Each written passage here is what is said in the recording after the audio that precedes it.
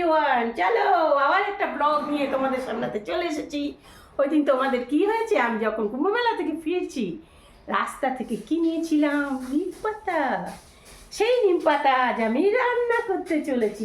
চলো নিম পাতাগুলো কীভাবে বেছে নিচ্ছি, কীভাবে রান্না করবো দেখিয়ে দিচ্ছি। চলো দেখো, আজকে সকালে ওর বাবা রুটি করেছে বিশাল বড় বড়। বাড়িতে ওর আমার ছেলে মেয়ের বাবা আর আমি রয়েছি। ছেলে আর ছেলের বউ গিয়েছে মানালিতে বেড়াতে।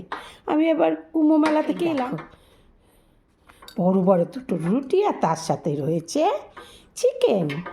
চিকেন কষা। এখন আমি টিফিনটা সেরে নিচ্ছি। দেখো বন্ধুরা, পাথরকুচি গাছটার কি হাল হয়েছে। এর আগের দিন তোমাকে যখন দেখালাম তোমাদের, তাও ভেবেছিলাম হয়তো বেঁচে যেতে পারে, কিন্তু না, তার দুদিন বাদে দেখলাম এরকম শুকিয়ে গিয়েছে। আমি কুম্ভমেলায় গিয়েছি, এসে দেখছি এরকম শুকিয়ে গিয়েছে। আর ছেলেকে জিজ্ঞাসা করলাম, ছেলে বলল বুধবারও আমি জল দিয়েছি, তখনও গাছটা কিন্তু ভালো ছিল। এরকমটা হলে তো আমার চোখে পড়তো, আমি তো তখনই চিন্তা করতাম। আর আমি তো এসেছি শুক্রবারে, তার মানে সেই দিন এসে ওই হাল দেখেছি, তার দুদিন বাদে একদম শেষ হয়ে গেল। এটা আমার পেটে ব্যথায় খুব হেল্প করতো জানো। আমার কিডনিতে স্টোন হয়েছে, তাই এটা আমাকে খেতে হয়। এটা খেলে ব্যথাটা একটু কমে, সেই জন্য আমি কলকাতা থেকে আনিয়েছিলাম গাছটা, কিন্তু আর কপালে নেই। দেখো গাছটার হাল কি হলো। চলো, সেই দিন যে আমি নিম পাতা এনেছিলাম, সেই নিম পাতা দেখো একটা প্লাস্টিকে করে রেখে দিয়েছি। তাই সেই জন্য একদম দেখো তেমন নষ্টই হয়নি, জাস্ট একটু নিকিয়ে গেছে। তো এটাকে আমি কি করে বেছে নেব, বাচ্চাটা তোমাদের দেখাচ্ছি। আজকে আমি রান্না করবো কুমড়ো দিয়ে নিম পাতা। এই দেখো, এই দেখো এইভাবে করে পাতাগুলো জাস্ট এইভাবে ধরবো। এই দেখো, প্রতিটা আমাদের এখন কি খাওয়া উচিত সিজন ওয়াইজ।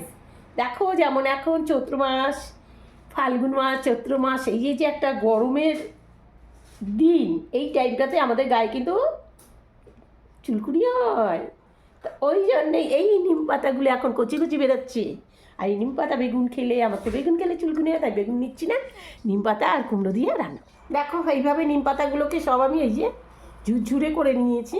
কুমড়োটাকেও বেশ এইরকম সুন্দর করে কেটে নিয়েছি। কুমড়োটা এই সাইজে কেন নিয়েছি বলো তো, কুমড়োটা খুব তাড়াতাড়ি গলে যায়।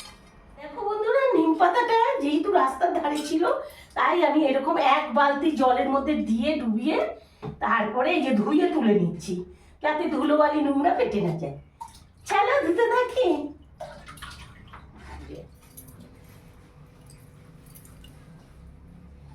কালো জিরে দিয়ে দিচ্ছি, শুকনো লঙ্কা। তো বেগুনটা আমি খাই না বলে বেগুন দিচ্ছি না, আমি নিম পাতাটাকে ছেড়ে দিচ্ছি। কুমড়োগুলো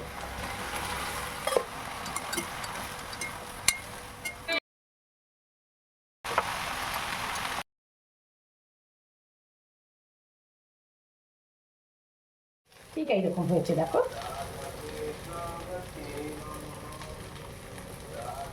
তেলটা কম দিতে হবে। চলো খেতে বসে যাই। সেদিন গাছ থেকে নিম পাতা পেরেছি, ভাজলাম। এই দেখো, এটা হলো নিম পাতা। নিম পাতা দিয়ে খাবো।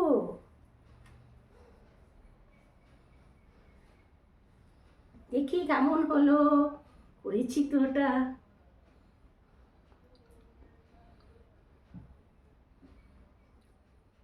যতটা তেতো ভেবেছিলাম হয়নি গো, দারুণ।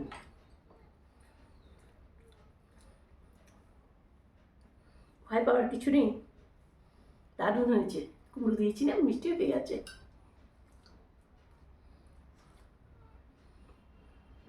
খাওয়া দাওয়া শেষ করে এবার আটাটা ভাঙাতে পাঠাবো। এখানে নিয়েছি 2 কিলো ভুট্টা। এখানে দেখো যে জিনিসটা নিয়েছি খুব ছোট ছোট, ভালো করে তোমরা এই জায়গাটা খেয়াল করো, আমি দেখাবার চেষ্টা করছি কিনা। এটা হলো বাজরা। বাজরা নিয়ে নিয়েছি 1 কিলো।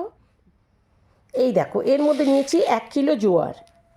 এই দেখো জোয়ার।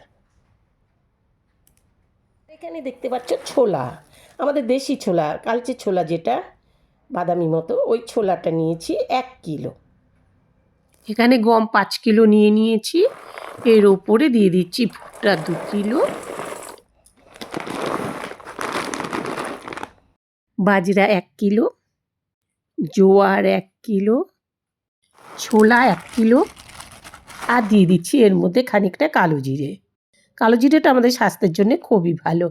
আর দিয়ে দেবো এর মধ্যে মেথি। এই দেখো মেথি, মেথি এতটা দিয়ে দেবো। টোটাল এখানে ৫-৫ কিলো একসাথে ভাঙিয়ে নিয়ে আসবো। তা আমরা এইভাবেই খাই। গমকলে গিয়ে এখন এটা আমার ছেলে বা স্বামী কেউ গিয়ে এটা ভাঙিয়ে নিয়ে চলে আসবে। ১০ কিলো আটা হয়ে যাবে। আমরা এইভাবেই আটা তৈরি করে রুটি করে খাই। ভিডিওটা যদি তোমাদের কাছে হেল্পফুল মনে হয় অবশ্যই সাবস্ক্রাইব করে রেখো, সাথে লাইক শেয়ার এবং কমেন্ট করো। তোমাদের কমেন্টের আশায় আমি থাকি। আজকের ভিডিওটা এখানে রাখছি, আবার পরে ব্লগে তোমাদের সাথে দেখা হবে।